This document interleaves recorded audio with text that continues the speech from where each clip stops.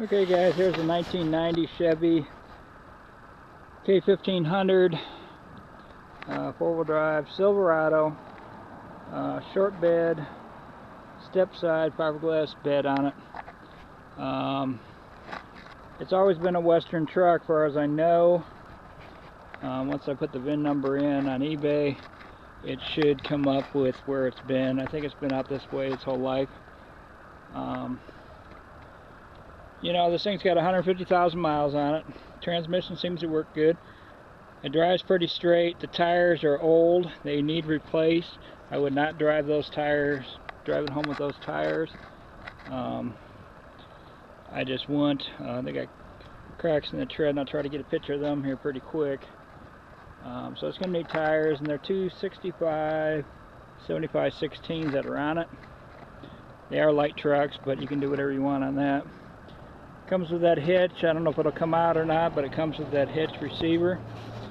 It does have a Duraliner bed liner, plastic bed liner in it. I have never taken that out, and I'm sure underneath looks good. But in the typical rust spots that there would be on these pickups, you know, it's just not there. It does have a spare underneath. It does have the jack and tools behind the seat. It does have some spots in the fiberglass, which is repairable. It's not cracked, it just scuffed or whatever. But these tires, as you can see, you know, I really don't want anybody even to try to think to drive it home on these tires. It's very best to trailer this thing home, just because of that fact. One blows out. I mean, it ain't worth the time and hassle and what you'd have to go through if you hurt somebody. So I'm going to say it should be on a trailer.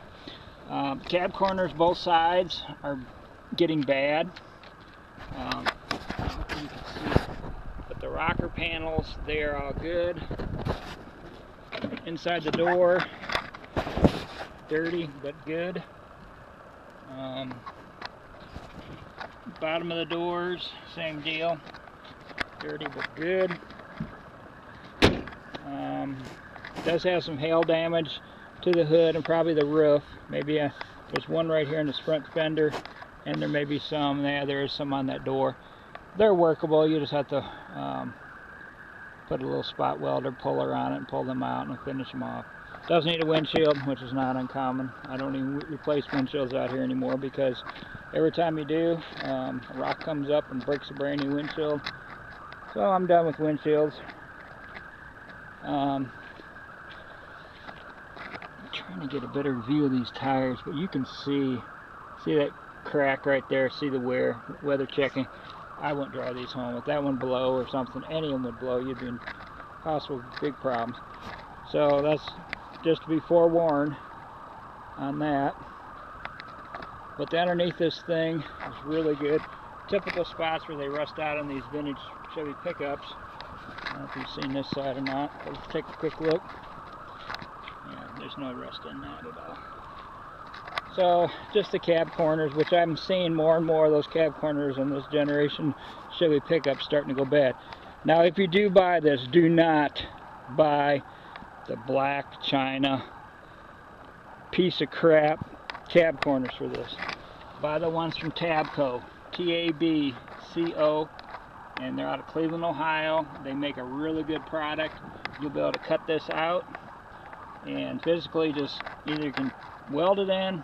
Last set I put in on a different pickup, I glued them in. I flanged it, glued it, finished it off. They fit good. I ordered a set from Summit. They were China black, and tried to put them on. I threw them away. I called Summit. They gave me my money back, and I threw them away because they were just totally made wrong. The ones from Tabco, I've had very good success with them over the years. And they're only like $15 per side, so 30 bucks plus shipping, about 50 bucks for the two, which isn't too bad. This seat is bad. Headliner needs to be replaced. You can buy this material, and I've done it before on a later model Chevy pickup.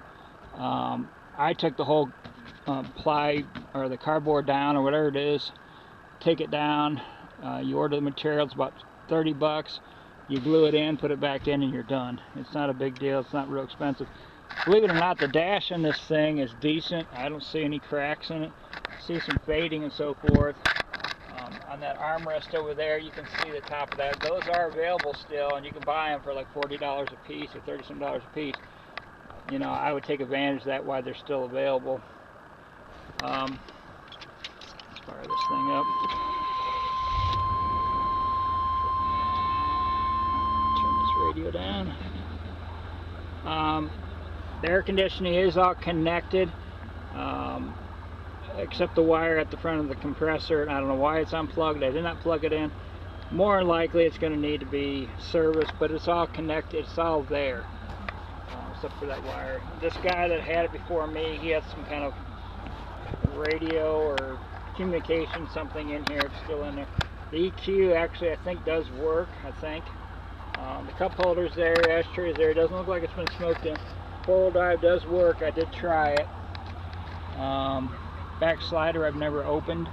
The inside light, I think even the cab, yeah, that backlight inside the bed, it works. The horn does not work. I don't know what's up with that. I don't hear any relay going, so I don't know if the relay's bad or maybe no power to the relay. I don't know. Blinkers work. I did not try the cruise. I should have when I drove it, but I did not. The power windows do go up and down.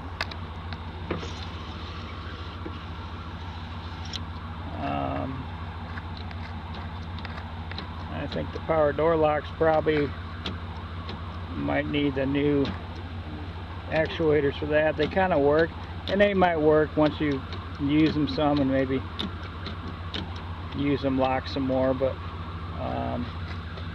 you know, the top of this is worn down, the material is. The carpet on that's not too bad, it's dirty. Brakes seem to work pretty good. I don't see any major leaks underneath this thing. I did check the front fluid for the axle, the transfer case, the rear end, they were all good shape. The wipers do work. The squirter works, but there's a hose either rotten or broke or something in underneath this cowl piece right here. You're going to be the new owner, whoever buys it, and you can take that apart on a Saturday afternoon and put your new piece of hose in there. It's not hard, but you got to take the wiper blades off, blah blah blah, and I just didn't want to get into all that. But let's see if we can. The toolbox or the tools are back there. Now this thing smells like it had mice in it, so it still stinks as mice. Former owner that I got it from cleaned it out, but it still smells like mice. I think that will go away with time. There's no mice in it now, but just beware. It has a mousy smell to it, somewhat. But I want to let you know up front so you didn't, freak out when you get it home. Oh my God, this smells like a mouse. It's mouse pee or poop or whatever it is. I'm being honest with everybody. It does still smell like that a little bit. I'm going to try to get some charcoal and some baking soda here this weekend, Easter weekend, and put some underneath the seat and so forth, and just see if that will absorb some of that, maybe get rid of it. It might not. It might be just a time factor, or if you got anybody that has an ozone machine, which I don't, stick it in here for a couple days and let it rip, and hopefully it'll get rid of it. But it does have tilt wheel and cruise. Like I said, I did not try the cruise. It is a Silverado. You can see that or not. So it does have the higher package. It doesn't have the console, but it's got the nice, comfortable seats in it. No sunroof or nothing. But the truck itself, all in all, is a solid truck. It'd be a great one to redo. I don't need a truck to redo. I got enough projects right now. But I just want to go around one more time while it's running. You can check it out, and got any questions, ask me. We are near Scottsbluff, Nebraska, far western side of Nebraska, not at Omaha, way west, 400 miles west of Omaha.